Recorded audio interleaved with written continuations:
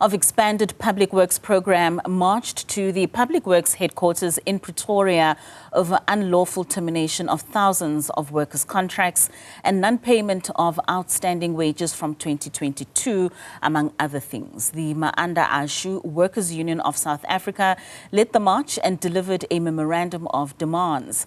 Lumka Bekindawo was at the march and joins us now with an update. Lumka, very good afternoon to you. So a little earlier on, Sletiwe Ndlovu out in KZN was speaking to the MEC for Public Works in the province of KZN, and he was speaking about how they hire the most EPWP workers, but they're also plagued with a lot of issues, being political interference as well as corruption when it comes to the appointment of many of these positions and also the budgets that are involved. What are some of the demands that were made within that memorandum when they handed it over today at that march?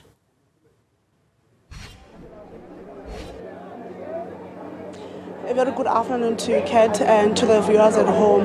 The workers here are demanding that they say that there are still workers who earn below the poverty, and they say that they are those that are still earning around 1,000 rand, which is under the poverty line.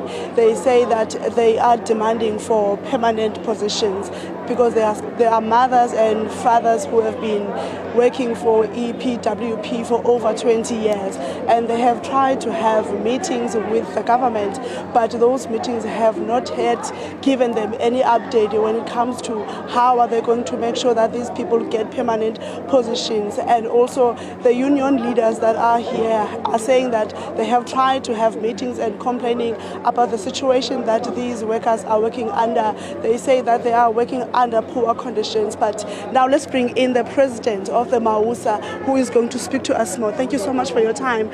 Talk to us about some of the demands that you are demanding to the government. Thank you very much for the viewers at home. Indeed, my name is Robert Ngwedo. I am the president of Maanda Ashu Workers' Union of South Africa, Mausa. Look, the reason why we are here today at the Department of Public Works is simply because of the people who are responsible to manage community work program, CWP, which sit in COGTA, Department Corporate Governance. They are so inhumane. They are so brutal. 2 months back, they've terminated the contract of workers over 60 years, but with no valid reasons, because they've been there ever since the inception of the program itself.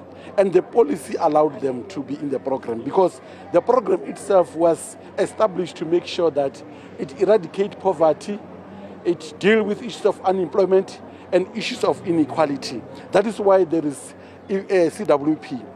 But now overall, the most painful part of this decision was that there was no proper consultation, and then they were just being terminated without even at least giving gratuity. And the majority of those people across the country that have been dismissed from CWP, they're still owed by the very same corporate governance. Over 20,000 of people who have been terminated their contract are owed by department. Now, the reality of the matter is that the humanity now is that how do you expel or dismiss somebody that you still owe him or them? How do you do that? How do you come to that conclusion? Is that humanity? I mean, the reality is that in 2025, we're still faced with government of people that doesn't care about black child. It's very painful to us. As Maanda Ashu Workers of South Africa, we said no, we cannot fold our arm when officials in Department of Corporate Governance are exploiting our poor black people. It is very incorrect, and it is not going to be, we're not going to allow it to happen in our place. Even though they exited them, but we are still here to fight for them because they are our parents, those people. Now, that was point number one. Point number two, that is very, very, very critical.